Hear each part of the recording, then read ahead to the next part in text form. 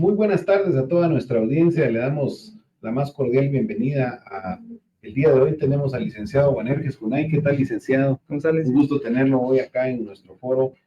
Vamos a estar platicando sobre la debida aplicación de la ley en la cancelación de un partido político. Así es que le damos la más cordial bienvenida, licenciado. Cuéntenos, empecemos a hablar un poquitito sobre el tema. Pues gracias por darme esta oportunidad de intervenir. La coyuntura nacional en Guatemala es inevitable, ¿verdad? Es una información que al no querer se divulga inmediatamente, dadas las circunstancias de las comunicaciones electrónicas o redes sociales, ¿verdad? Y cualquier otro medio. Vamos a iniciar para que comprendamos el tema con la constitución de un partido político, me parece. En Guatemala, en el imaginario que estemos constituyendo un partido político, se ha dado en cada elección, se tiene que tener un dato primordial que es el dato de cuántos empadronados hay después del último proceso electoral. Según información pública del tribunal, hay más de 9.247.000 y fracción de personas empadronadas, ¿verdad? Hombres y mujeres, en el libre ejercicio de sus derechos civiles y políticos. En ese sentido, cuando surge la idea de crear un partido político a cualquier persona, o grupo de ciudadanos, la norma jurídica ya nos tiene establecidos, ¿verdad? Nuestra ley electoral, en su artículo 51, aquí tengo, esta no tiene marcas, porque la institución las dona o las regala en grupos académicos o de algunas intervenciones de capacitación que se dan en épocas electorales.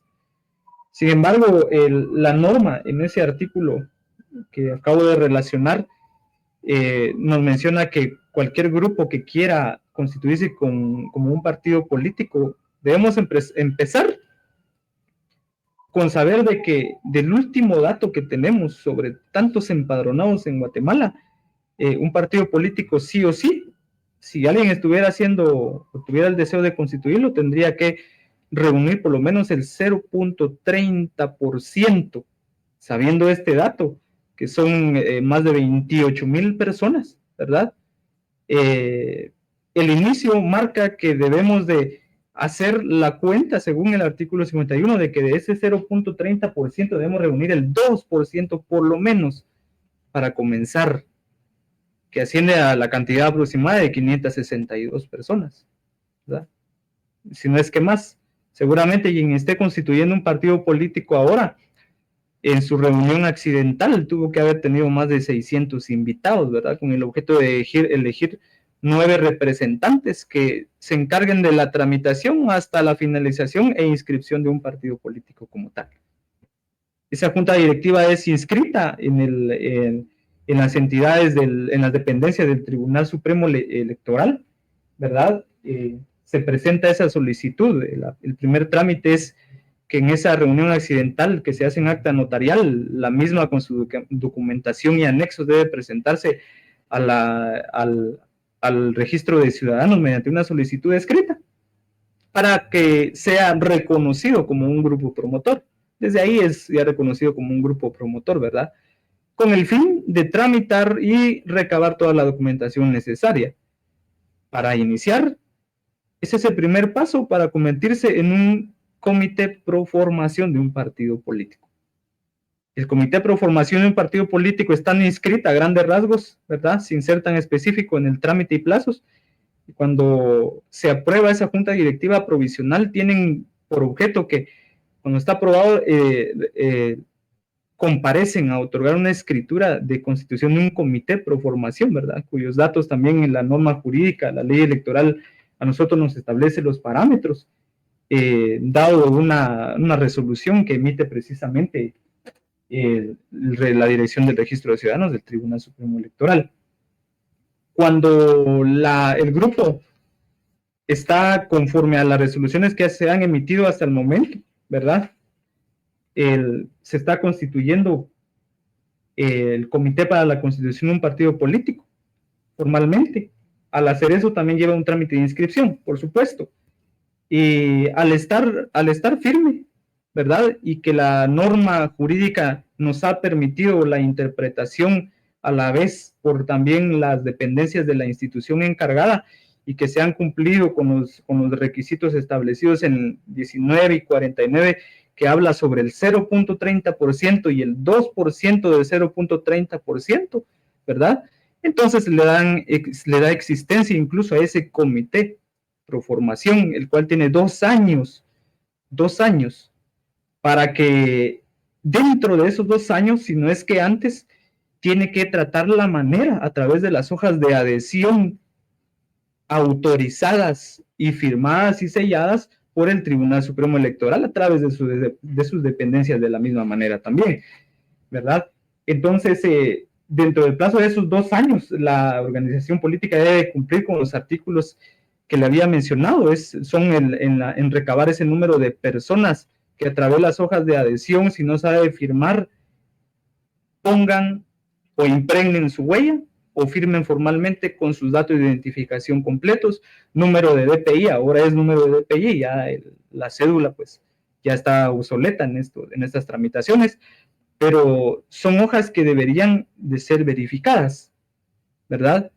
Incluso después de la Constitución, cuando ya se cumplió con esos requisitos y se presenta nuevamente la documentación con las hojas de adhesión, ahí sí, con el 0.30%, más de 28,000 personas, el Tribunal Supremo Electoral a través de sus dependencias viene nuevo y ya reconoce como un partido político, ¿verdad? Esas 28,000 personas. Exacto, ¿no? Más de 28,000. Para poder dejar establecido, constituido un partido político. A grandes rasgos.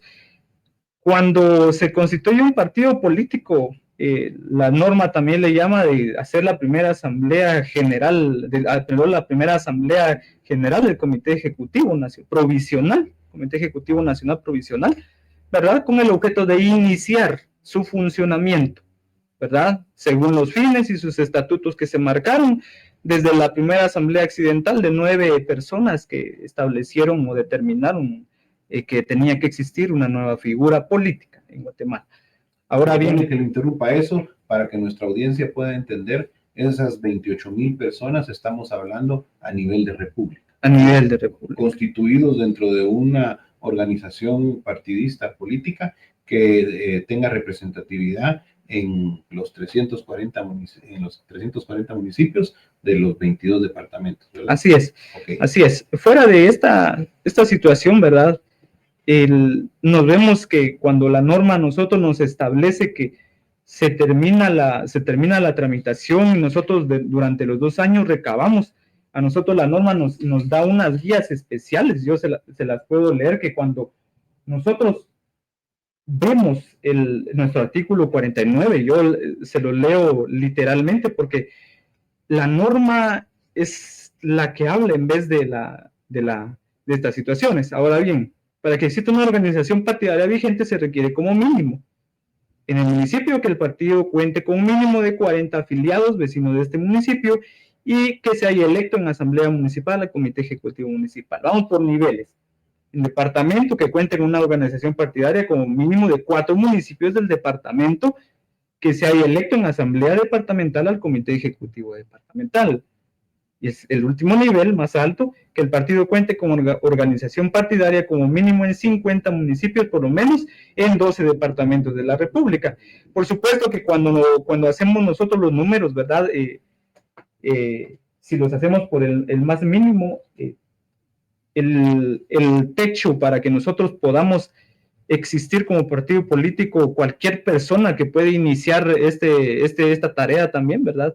Tienen que reunir sí o sí más de 28,000 personas, ¿verdad?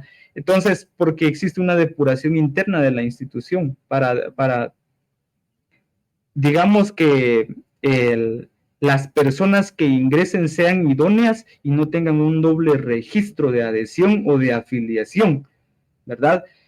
Es importante mencionar la diferencia entre adhesión y afiliación, porque adhesión se habla cuando estamos dentro de los 2 años y todavía no se ha llegado a esa cantidad de 28,000 personas y el comité está luchando porque exista algo, ¿verdad? Pero el solo llenar esas hojas es una de las responsabilidades más grandes, porque cuando toda la documentación está completa, se supone que un partido político tiene que hacer todo conforme a los principios del derecho y principio de legalidad. No pueden hacer algo que no está determinado en la ley, no está establecido. Tienen que sí o sí llegar a los números que la norma establece. Pero aparte de todas estas situaciones, cuando se termina los 2 años, lo último aparte de las publicaciones de existencia de un partido político por el director del Registro de Ciudadanos del Tribunal Supremo Electoral, ¿verdad? Estos proporcionan inmediatamente las hojas de adhesión con el fin de determinar los límites de personas, únicamente. Pero esas hojas están hechas con base a la norma también. No pueden solo hacerse de muchas personas sin averiguar, sin investigar sus datos de identificación o no saber si la persona que está impregnando su huella o firmando es la que realmente es. Difícilmente se cumplen esas tareas, ¿verdad? Este conflicto surgió desde el año 2023 porque el caso más sonado en Guatemala efectivamente fue de la existencia de un partido político oficial que recientemente acaba de cancelarse a través de un juez penal. Pero vamos a ver más adelante esas situaciones. La responsabilidad de aquellos que actuaron en ese momento y no verificaron, ¿verdad? Es lo que contrajo grandes problemas para ellos y los efectos jurídicos para la institución y en el área judicial es lo que determinaron de inicio que eso iba a parar mal. No se está hablando de una forma parcializada, sino que en este caso estamos hablando de una forma imparcial, porque se está exponiendo esa información de lo que pasó realmente, ¿verdad? Y perdón que me interrumpa, licenciado, pero considero que también entonces, entendiendo, basados en ley, el Tribunal Supremo Electoral, dentro de lo que es el área de registro de ciudadanos, es el primer filtro, ¿verdad? Donde claro, la organización política que está naciendo a la vida social en un país, tamiza, revisa, registra, autentica y valida la existencia de esas de esos miembros, ¿verdad? Claro, de la organización. Claro, sí, incluso a lo interno de la institución, como toda institución modernizada por la globalización, tiene que afianzarse de unos sistemas que estén hechos para la necesidad de la institucionalidad, precisamente. Entonces, en todos los filtros, desde la constitución de la Asamblea Accidental de 9 miembros, el Comité Pro Formación y el partido político como tal, el Departamento de Organizaciones Políticas, cuando recibe todas las hojas, o en general la institución recibe todas las hojas, ¿verdad? Tiene que verificar fehacientemente y comprobar, ¿verdad? Habláramos de procedimiento interno, es largo porque hay que entregar digitalizados algunos documentos, le devuelven en CD algunos, hay que entregar en digital, en las hojas originales oficiales. Entonces tiene que haber varios filtros, no solo es uno, no solo es el último donde ya existe, ¿verdad? Sino que para hacer asambleas municipales, departamentales y nacionales tienen que haber quórums con base en la existencia total y plena de un partido político, ¿verdad? Pero ¿qué pasa si se descubre en determinado momento que desde la adhesión o desde el principio hubieron personas inexistentes, por ejemplo? No sabemos realmente, y aunque tal vez suene gracioso o tonto, no sabemos si hay dedos de manos o dedos de pies. En realidad, esos son problemas que surgieron y las denuncias que se desarrollaron a cabo realmente desde el punto jurídico, para que entienda la población y entendamos todos, también los profesionales del derecho, jurídicamente no debió haber existido el partido político oficial. Claro. No debió haber existido, pero por supuesto que cuando en la elección, por las cuestiones mediáticas y los señalamientos internacionales, dadas las coyunturas internas que no debería haber injerencia, entonces siguió existiendo o tratar de sobrevivir por medios legales de retraso, ¿verdad? Incluso las medidas de hecho que se tomaron en octubre ¿verdad? Fueron esa parte fundamental de un grupo determinado. El pueblo de Guatemala completo lo dudo. Pero así sucedieron las situaciones, ¿verdad? Claro. Se paralizó un país completo, y dirán algunos, que la resistencia, que ustedes porque no apoyan nada, que por eso es que estamos como estamos. No es eso, no es eso. Es que el problema es que en las cuestiones políticas las personas son herramientas, para mal o para bien. Estamos acá, estamos en el hoy, y nace esta situación después de las denuncias por falsificación de firmas o cualquier otra situación. Vemos las noticias desde octubre, noviembre, diciembre, enero, hasta la fecha. Incluso empleados públicos de la institución a cargo de todas las situaciones que tienen que ver con las inscripciones políticas, candidaturas, control administrativo político, fueron algunos procesados por incumplir en sus deberes, por no hacer lo que tenían que hacer. Claro. Son los delitos de omisión, ¿verdad? No hacer, que produce ciertos efectos de existencia. Claro. Existencia, porque existen documentos que le dan realmente existencia, ¿verdad? Pero no comprobado. Claro. No comprobado porque no se pasan esos filtros que tienen que hacerse en realidad, ¿verdad? Entonces, quizás es por la burocracia de que si se hicieran tal vez todos los filtros, entonces no habrían tantos partidos políticos. Sobrevivirían o existieran los que realmente cumplieron con los trámites exactamente al pie de la letra. Difícil, ¿verdad? Claro. Pero al final de cuentas, cuando se llevaron a cabo estas situaciones, varias acciones judiciales, en el caso que tenemos que atender es, por ejemplo, la situación legal del partido oficial, claro, ¿verdad? En algún momento algunos juristas señalaban que había un limbo jurídico por alusión, ¿verdad? De que no sabían ni en qué situación estaba realmente el partido político, porque estaba fulano de tal de secretario general, y como había una suspensión de un juez penal, entonces era inmovible o inamovible esa situación, y la incompatibilidad de cargos, ¿verdad? Pero para eso hay una solución, se determinaron en resoluciones judiciales, ¿verdad? Y en resoluciones que emitieron jueces constitucionales incluso, ¿verdad?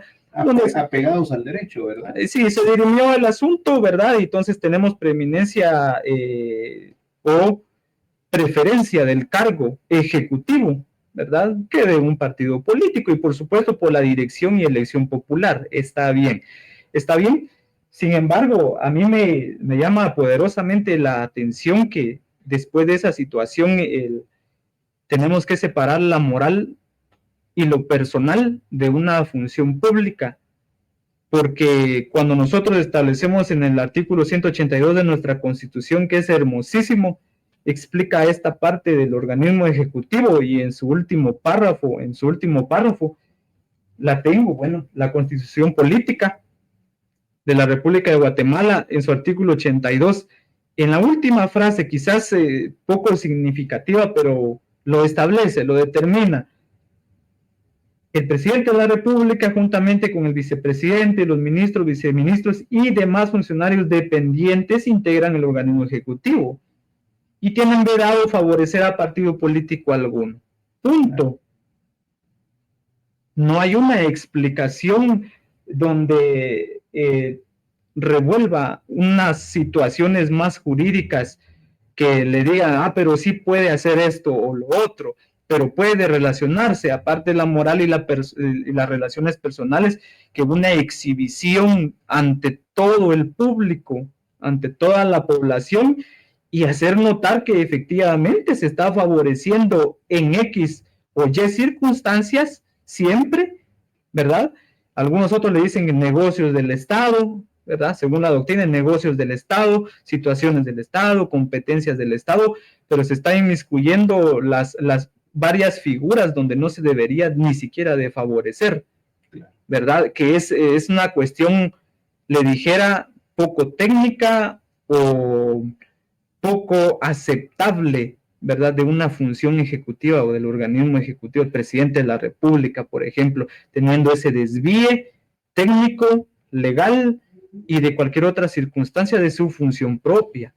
jurídicamente. Jurídicamente. Y perdone la interrupción, para que nuestra audiencia también pueda comprender. Entonces, hablando del caso que hoy nos compete, el movimiento Semilla entonces nunca germinó la vida política, porque habían problemas, habían situaciones que no le permitían la existencia en el escenario político nacional, y por ende entonces entramos al tema de la debida cancelación, que es lo que hoy nos compete, ¿verdad?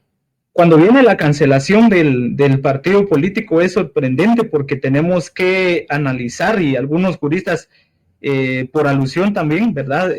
No los menciono, pero se sienten aludidos. Está bien, cada quien tiene un criterio distinto, ¿verdad? Tendrán un criterio distinto cuando no se vive la práctica, o cuando simplemente el problema es de no estudiar la legislación nacional. Es un problema grave, porque el no practicar la legislación nacional y ocuparse en otras materias que no son de un acervo real en el vivir guatemalteco es complicado. Pero voy a comenzar con lo siguiente. ¿A qué quiero llegar? Está bien el caso de falsificación de firmas, documentaciones, etcétera. Está bien los casos judiciales. Al final se emitieron resoluciones donde por lo menos ahí que se quede, porque se va a armar un conflicto complicado. Ya padecimos todos, se golpeó mucha gente en el sentido económico, social, todos los grupos contra todos. Está bien, las resoluciones judiciales, más creo yo que fue por sanidad social, fue por una cuestión social de bienestar, para que la calma, ¿verdad? Pero les voy a hablar de algo interesante. Resulta de que cuando se vienen a procesar otros casos en torno a este mismo grupo político, hay algunas cuestiones que uno sabe de financiamiento, y que una organización política o una persona jurídica en general no existe si no tiene un patrimonio. Y en realidad nuestras definiciones de nuestro derecho civil siempre van a establecer que una persona jurídica es aquella que cuenta con capacidad, patrimonio propio, y ejerce esa capacidad a través de un representante legal, ¿verdad? Tiene un domicilio, entonces tiene todo lo necesario para existir. Entonces sí puede ser sujeto de derechos y obligaciones. Pero me llama la atención, porque uno de los casos por los cuales se llevó la cancelación del partido oficial es ilegal, y dicen no hay el juez penal no tiene ninguna competencia para cancelar un partido político. Pero yo solo quisiera leerles y establecerles principalmente algo tan esencial, ¿verdad? Para comenzar y nos entendamos en el tema, de que la ley electoral contiene un reglamento principal, el cual es denominado Reglamento de Control y Fiscalización de las Finanzas de las Organizaciones Políticas. Y aquí comienza el problema, porque cuando a nosotros nos habla de que va a controlar las finanzas la institución, ¿verdad? Significa que todo el control dinerario no puede ingresar solo por ingresar, o no solo puede egresar por egresar, porque tiene controles tributarios, ¿verdad? Esos controles tributarios, cuando nosotros los observamos y vemos este acuerdo, porque es un reglamento creado mediante un acuerdo, y vamos a caer a lo que nos interesa. En su artículo 1 dice, literalmente establece, el presente reglamento tiene por objeto establecer las normas de control y fiscalización sobre el origen, monto y destino de los recursos dinerarios y no dinerarios públicos y privados que reciban las organizaciones políticas para el financiamiento de sus actividades de proselitismo, funcionamiento, propaganda o campaña electoral, asimismo la verificación de recursos que administren, manejen los secretarios generales nacionales, los secretarios departamentales, etcétera, etcétera. Nos está mencionando quién dirige todo eso, quién es el que administra todas estas situaciones. Otra situación interesante. De aquí nació el problema jurídico. Ven que la sentencia en la que se fundamentó fue por una condena de financiamiento electoral no reportado. Empezamos. Nos establece el artículo 20, ¿verdad? Para que la población nos entienda o pueda comprar su norma o prestarla, porque al final de cuentas, ¿verdad? Es interesante. Establecen el epígrafe, quizás no tiene valor, es el fondo el que interesa. Todo ingreso proveniente de aportaciones y recaudaciones dinerarias, así como aquellas aportaciones no dinerarias que reciban las organizaciones políticas provenientes de personas individuales, solo uno, o jurídicas, cualquier otra persona, asociaciones, cualquier otra que se previstas en el numeral 5 del artículo 21.4 de la Ley Electoral y de Partidos Políticos, deberá acreditarse con recibos impresos que extenderá la organización política receptora. Los financistas que aporten o contribuyan con aportaciones no dinerarias en especie están obligados a acreditar la legitimidad, propiedad de los bienes o servicios que trasladen a la organización política, así como de justipreciar de común acuerdo con la misma el valor de los mismos. Comenzamos. En este artículo nos menciona algo muy importante, ¿verdad? Y cuando nos menciona este artículo, tiene relación con lo siguiente, si los voy a citar literalmente, el artículo 22. Todo financista de organización política o financista político que efectúe aportaciones dinerarias a organizaciones políticas superiores a 30,000 quetzales o su equivalente en dólares de los Estados Unidos de América deberá prestar declaración jurada en acta notarial sobre la procedencia de tales recursos y que no se encuentra dentro de las provisiones que señala la literal A del artículo 21 ter de la Ley Electoral y de Partidos Políticos, y a nosotros supletoriamente nos dirige a esos artículos, y vamos a ver ahorita por qué es tan importante. ¿Por qué es tan importante en la ley? Cuando nosotros conocemos la norma jurídica, encontramos que la jurisdicción penal fue determinante y fue determinada por una Asamblea Nacional Constituyente, ¿verdad? Y cuando nosotros nos vamos a los artículos que tenemos que atender, 21 ter, literal D, establece lo siguiente: el patrimonio de las organizaciones políticas debe ser registrado íntegramente en su contabilidad y no puede formar parte de títulos, aportaciones ni cuentas anónimas. Cuando viene y se hace un financiamiento de la ventilación de un juicio por una aportación no registrada, financiamiento electoral no reportado, entonces desde aquí nos está dando el pincelazo que tenemos que ir a los delitos electorales, y precisamente cuando nosotros encontramos los delitos, hay delitos electorales y hay faltas electorales, hay dos formas, y cuando encontramos nosotros lo que se ventiló en los tribunales, entonces encontramos artículo 407, delito de financiamiento electoral, 407L de la fiscalización electoral de fondos. Siguiente, 407L, financiamiento electoral ilícito. Siguiente, 407O, financiamiento electoral no registrado. Pero ¿dónde nos lo menciona la pura ley? Está bien, hasta el momento vamos bien. 21K, el mismo artículo 21K, cuando nos determina lo siguiente: el incumplimiento de las normas que regulan el financiamiento de las organizaciones políticas conlleva la aplicación de las sanciones administrativas o penales que determine la ley, Código Penal. ¿Está bien? Tanto para las organizaciones políticas como para los secretarios nacionales, departamentales o municipales, personas que realicen aportes, quienes reciban y los candidatos que se beneficien de ellas, incluida la cancelación de la personalidad jurídica de la organización respectiva por parte del Registro de Ciudadanos o el Tribunal Supremo Electoral.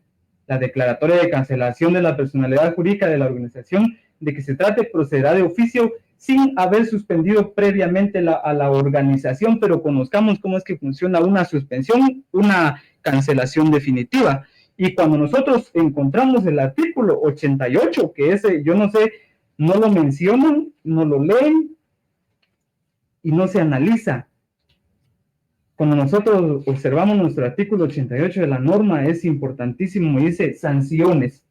Nadie se para en el apartado de las sanciones, se paran en el apartado donde dice que el tribunal es el que ejerce exclusivamente la función de cancelar un partido político, pero ¿por qué motivos? Comencemos. El Tribunal Supremo Electoral impondrá sanciones a las organizaciones políticas y candidatos por infracción a normas de la presente ley, a las que rigen su constitución y funcionamiento, no solo a las que rigen su funcionamiento, su constitución, dependiendo de la gravedad de la infracción y de la jurisdicción, ya sea nacional, departamental o municipal, según corresponda, sin que exista un orden de prelación.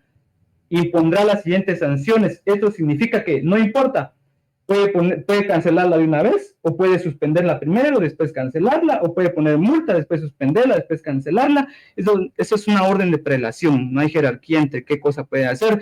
Lo importante de esto es, ¿cuáles son esas sanciones? 1, amonestación público-privada. 2, multa. 3, suspensión temporal. D, suspensión de la facultad de recibir financiamiento público-privado, etcétera. E, cancelación del partido, y F, las demás contempladas en la presente ley. Pero nosotros necesitamos saber dónde está el catálogo de cuáles son esas sanciones, que nos digan a nosotros cuáles son los motivos de suspensión. Está el catálogo. ¿Cuáles son los motivos de cancelación? Está el catálogo. ¿Cuáles son los motivos para imponer una multa? Aquí está el catálogo. Está bien. La ley electoral en su catálogo de sanciones administrativas no lo contiene, y por eso introduce una norma jurídica importante que se sigue después de describir cuáles son. Establece 88, después de las literales, las sanciones antes citadas se pueden imponer a las organizaciones políticas, a sus afiliados y a los candidatos que participen en la elección, cuando es elección.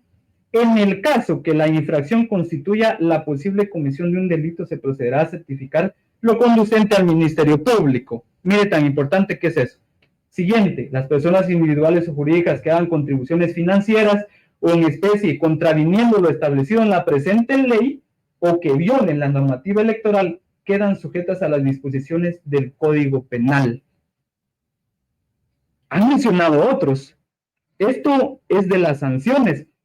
Pero entonces, cuando se tiene la noticia del crimen, ¿verdad?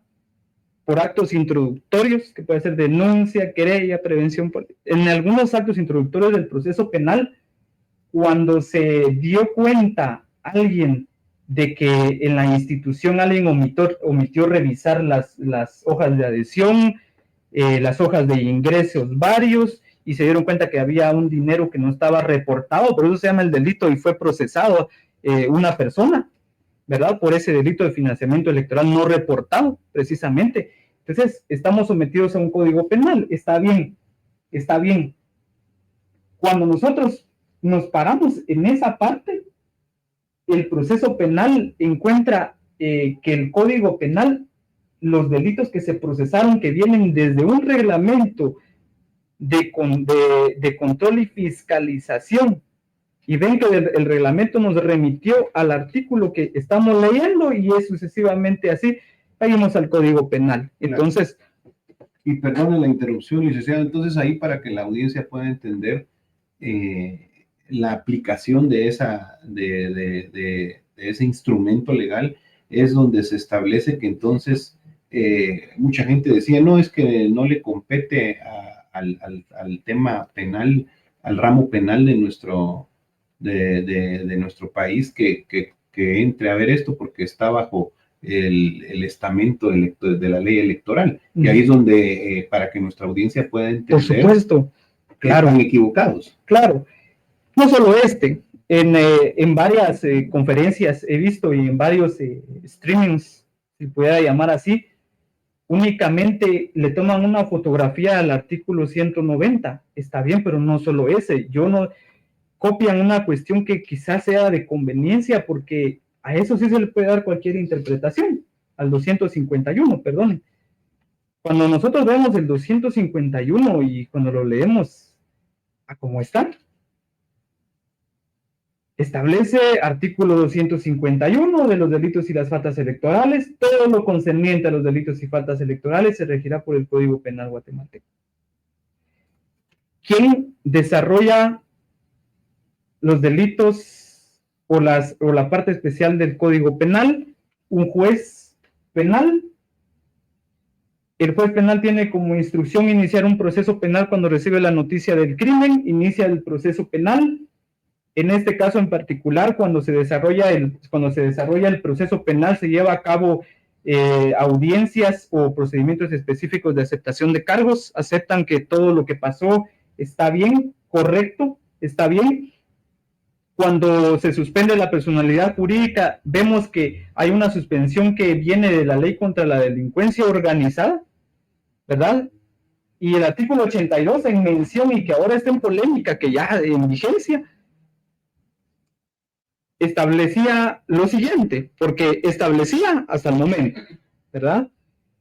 Se podrán suspender provisionalmente con autorización judicial durante la sustanciación del proceso penal las inscripciones de personas jurídicas, sus patentes, permisos y licencias que hayan sido extendidas legalmente cuando hubieran sido utilizados para cometer en cualquier forma un hecho ilícito de los establecidos en la presente ley. Cuando los vemos, lavado de dinero, cuando no se reportó algún dinero, de dónde lo sacaron, por qué, etcétera, entre algunas situaciones, está bien. Se suspende, y fue la polémica de que se suspendió por un orden penal. Salieron que sí, que el tribunal es el único que puede. Sí, es cierto. Miren cómo acabamos. Cuando viene el tribunal penal y le informa al Tribunal Supremo Electoral que la suspenda por una orden judicial, ¿qué pasa? ¿Se suspende? Sí, se suspende, efectivamente. No fue la suspensión administrativa, que el tribunal le tiene un procedimiento específico. Fue una suspensión judicial porque se estaban cometiendo delitos. Y veamos que la ley electoral misma nos remite cuando el asunto no lo pueden contener en su propia administración, tienen que someterlo al Código Penal. Y tiene que un orden penal llevar a cabo esa situación. Ok, ahí estamos bien. Pero ¿qué viene con la cancelación del partido político?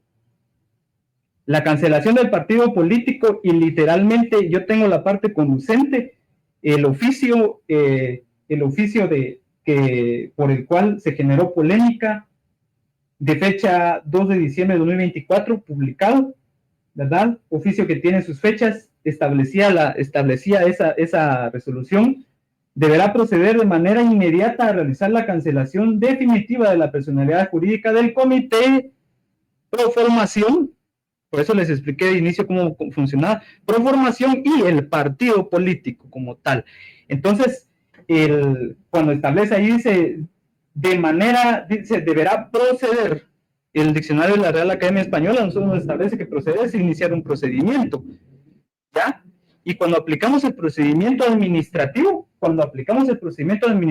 que está inmediatamente, de forma inmediata, en nuestra misma ley electoral, establece la cancelación del partido.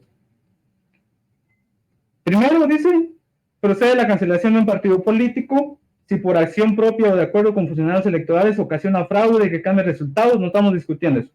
Resultados verdaderos de las votaciones o la adjudicación de cargos en un proceso electoral, vulnerando la voluntad popular expresada en el mismo, sin perjuicio de las responsabilidades penales que correspondan a las personas involucradas.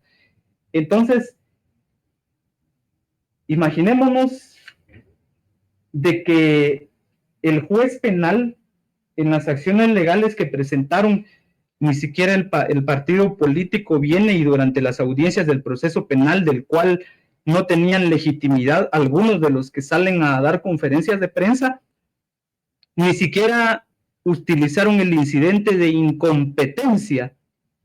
El incidente de incompetencia, sea cual sea la materia en que estamos trabajando, usted le hace conocer al juez que él no puede conocer esa materia porque le compete al Tribunal Supremo Electoral conocerla, y por tanto certifica lo conducente para que el Tribunal Supremo Electoral inicie la investigación de mérito. El problema es de que el juez penal lo que hace es contribuirle y hace el fajo de sentencias. Y en el procedimiento, ¿cómo se llama el procedimiento administrativo? En el procedimiento administrativo lo que la entidad tiene que analizar son las pruebas.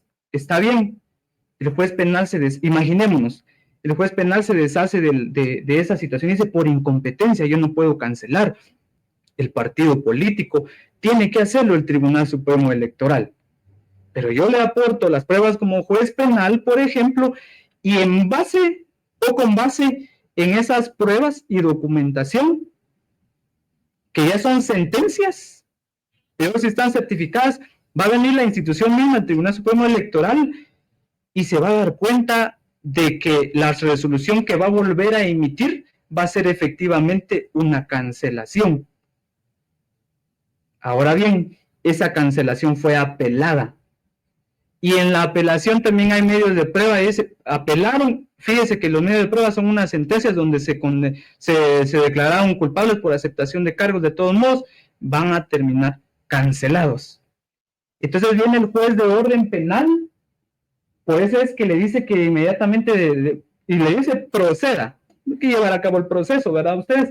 Pero lo desarrolla y de todos modos se da cuenta que cuando terminan las funciones de los magistrados del Tribunal Supremo Electoral, que son interesantísimas en nuestro artículo 88, imaginemos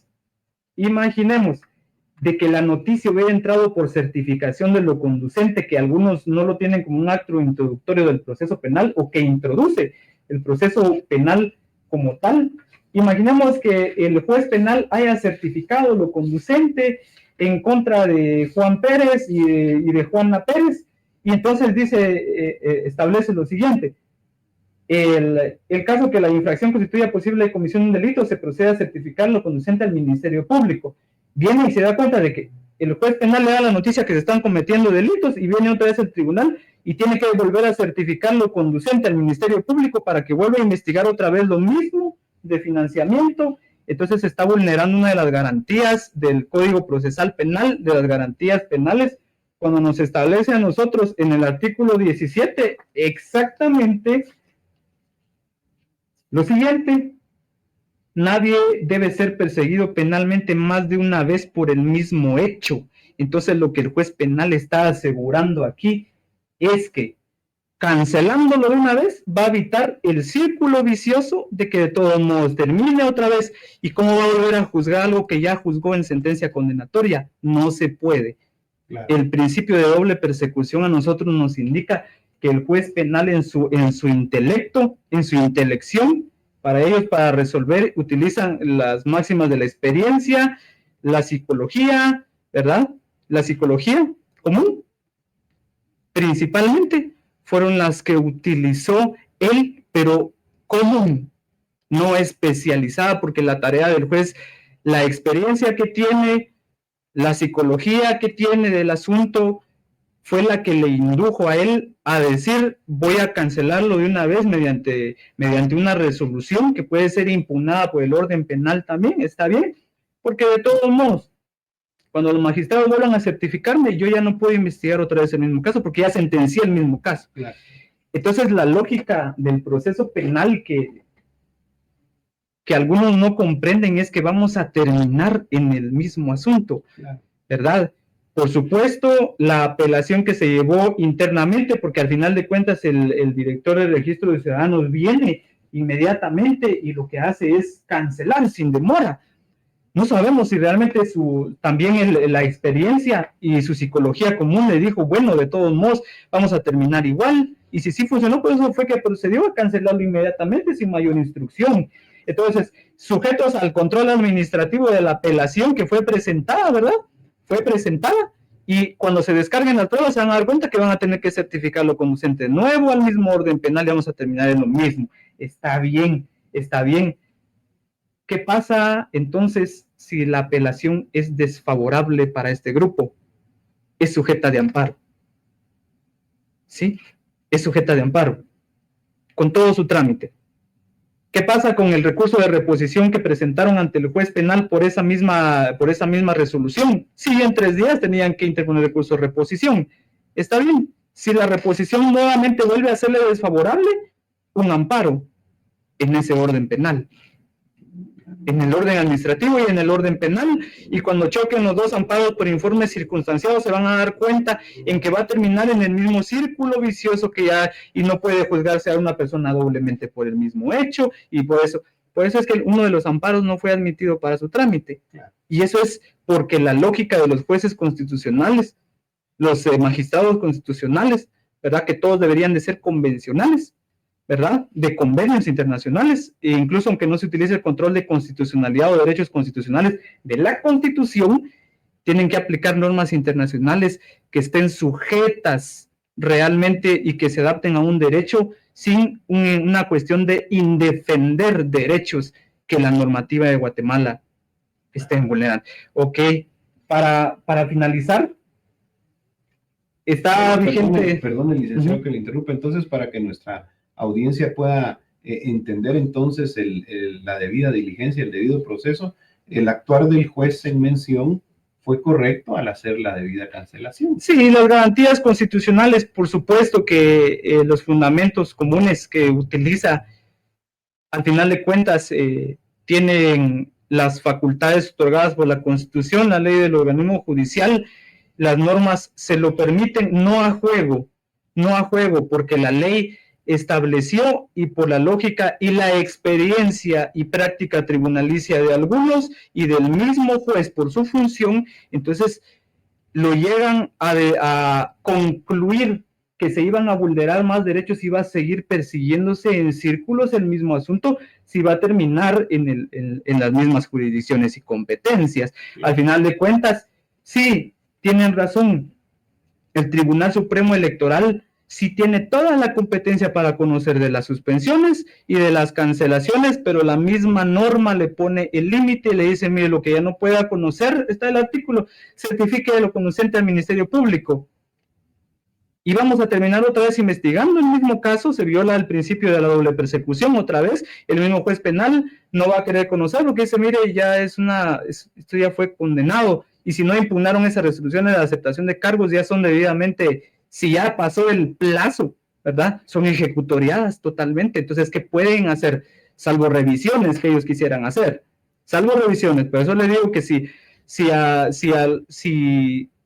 encuentran un guante y se lo plantan, hay soluciones que todavía incluso se intentan que fueran improcedentes o no, será otra cuestión. Sin embargo, para evitar todo este conflicto legal, porque no pueden decir que no saben que la ley electoral sí se deshace de su competencia para el orden penal, y del orden penal también tiene la facultad de ingresar a esta jurisdicción constitucional, porque todos los jueces son convencionales y constitucionales, pueden acá establecer lo que tienen que determinar y punto, está bien, pero se les ocurrió la fabulosa idea recientemente de que reformaron la ley contra la delincuencia organizada, poniéndole más procedimientos u otra prohibición del no hacer, pero esa ley contra la delincuencia organizada, a mí me gustaría que la vean,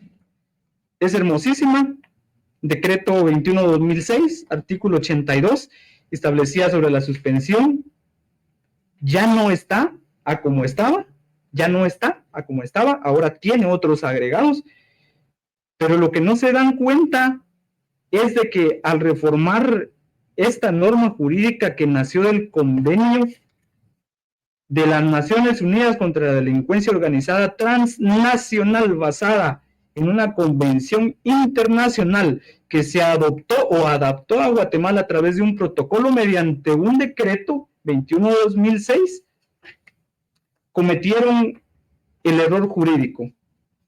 ¿Es atacable por inconstitucional? Sí, es atacable por inconstitucional porque vulnera el artículo 1 de la Constitución, donde está la protección de la persona, fundamentalmente porque la delincuencia organizada transnacional puede sí o sí vulnerar varios bienes jurídicos tutelados, como es la vida, el patrimonio, el orden público en general de las instituciones, económico, todo lo puede hacer. Entonces, a un partido político con la nueva reforma, entonces, le están quitando un poco el control de poder ser suspendido. y controlados del orden penal, quiere decir que no van a ser sancionados por el orden penal, sino que el Tribunal Supremo Electoral lo que va a hacer es que la ley electoral no la reformaron. Vamos a caer a lo mismo. La ley electoral de todos modos las va a volver una y otra vez a mandar al Código Penal y a que sean sancionados conforme las penas del Código Penal, ¿verdad? Quizás no vaya a haber ya suspensión por esa reforma, ni cancelación, ni nada por el estilo, pero de todos modos van a volver los magistrados en la misma ley electoral y van a leer y van a decir, híjoles, por esto que este dinero no reportado, fíjese que hay mucho dinero en estas cuentas, los recibos, vamos a tener que certificar al Ministerio Público. ¿Y cómo es que el Ministerio Público no va a solicitar que se cancele para que sigan haciendo lo mismo y lo mismo? Entonces, al final de cuentas, la inconstitucionalidad de esta nueva reforma es inminente, quizás muchos la vayan a intentar, ¿verdad? Pero aparte de eso, como nace de una convención, es materia internacional, entonces también en la inconstitucionalidad deberá de relacionarse la inconvencionalidad, que es la violación de un convenio de carácter internacional, que el Estado de Guatemala estuvo presente, leyó, ratificó, firmó y se comprometió con todos sus derechos y obligaciones, más obligaciones de cumplirlo. Lastimosamente, en la moción presentada o en el procedimiento legislativo, no tomaron en cuenta que pueden denunciar esa convención por incumplimiento por parte del Estado. Y el Estado no solo es el Congreso, no solo el Ejecutivo, el Estado es el Estado de Guatemala con todo lo que tenga y lastimosamente, querido televidente, escucha u observador de redes sociales, no se preocupe el día de mañana cuando los impuestos sean subidos, porque el medio de captación del Estado es la SAT y la captación completa de los tributos, de ahí se pagan todas las sanciones internacionales, ¿verdad? Sea de donde sea, Corte Internacional de Justicia, CIDH, cualquier otro tribunal competente para conocer las situaciones de la violación de convenios, obligaciones que se adquieran. Para terminar, por alusión, sí tiene competencia para cancelar un partido político porque caeríamos en un círculo vicioso de competencias administrativa constitucional, competencia penal, donde ambas están de la mano y siempre vamos a terminar de la mano sí o sí, o terminaríamos como en los países europeos, en que entre tantos ejemplos los reyes tienen privilegios, que si pueden llevarse una niña porque les gusta, a un niño y para cuidarlos porque les pareció agradable, porque no pueden tener hijos, ellos no cometen delitos, para ellos es todo permitido, son los gobiernos monárquicos, la monarquía. Entonces, si un Tribunal Supremo Electoral no puede ser tocado, imagínense, peor que como los partidos políticos nacen de una ley constitucional, el hecho de estar en la ley constitucional electoral o ley electoral y de partidos políticos son intocables, imagínense, una violación de derechos constitucionales, no para ellos, es para toda la población en general, ¿verdad? Gracias, licenciado. Perdón que le interrumpa. Se nos ha agotado el tiempo. Tal vez alguna recomendación para toda nuestra audiencia para finalizar y claro. Gracias por compartirnos hoy tan interesante tema. Muy bien. Agradecerle a la audiencia, ¿verdad? Y a nuestros amigos profesionales. La recomendación es informarse, investigar, pero sobre todo leer. Claro. Únicamente, porque el leer nos va a quitar una venda de los ojos, únicamente. Para finalizar, por alusión otra vez, y perdónenme la intervención, nace una ley contra la corrupción cuando reforma el Código Penal, y se los voy a leer de último, para finalizar, 38, que sí, algunos lo aludieron y dijeron internacionalistas que el orden jurídico penal no podía meterse, establece lo siguiente, y no porque sea epígrafe, sino por el contenido que desarrolla y explica, establece el artículo 38 del Código Penal. Responsabilidad de las personas jurídicas, partido político, fundaciones, asociaciones, sociedades anónimas, lo que a ustedes se les ocurra. En lo relativo a personas jurídicas, se tendrá como responsables de los delitos respectivos a directores, gerentes, ejecutivos, representantes, administradores, funcionarios, empleados de ellas, que hubieran intervenido en el hecho y sin cuya participación no se hubiera realizado y serán sancionados con las mismas penas señaladas en este código para las personas individuales. Ya nos fuimos a los delitos electorales. Algunas personas ejercían la dirección. Si no existieran esas personas en dirección, un jurista dijo que no había relación porque la persona individual tiene una personalidad jurídica distinta a la de la persona individual, pero si las personas individuales no están conformadas, entonces también eso deja de existir. Deberían de liquidarlo por sus no fines, por no cumplir su objeto, etcétera, etcétera. Si tiene relación, sí se puede cancelar por el orden jurídico penal. Habrá de determinar si en algún momento la Corte de Constitucionalidad u otro tribunal como la CIDH internacional va a resolver este conflicto, pero internamente en Guatemala, mediante las acciones que no funcionaron recientemente por errores de forma, errores de presentación, ¿verdad? Lo recomendable es leer, y a los que siguen presentando acciones, pues léanse la ley de amparo, exhibición personal y constitucionalidad, el auto acordado 1/2013 y el acuerdo 1/2013, porque hasta las copias le establece la norma cuántas presentar y para quiénes presentar, y si ese va a ser el pequeño defecto, las resoluciones ya están firmes hasta la fecha. Muchas gracias por la invitación. Gracias, licenciado. Le agradecemos a nuestra audiencia el día de hoy que nos acompañó en este tema tan importante. Les invitamos a que se informen, que lean, como dice el licenciado. Tenemos que leer, conocer más toda la estructura de nuestra amada patria para poder ser esos agentes de cambio, de influencia y poder incidir en todos los ámbitos de nuestra sociedad por buscar ese bien común, por ser un mejor Guatemala, por ser un mejor ciudadano.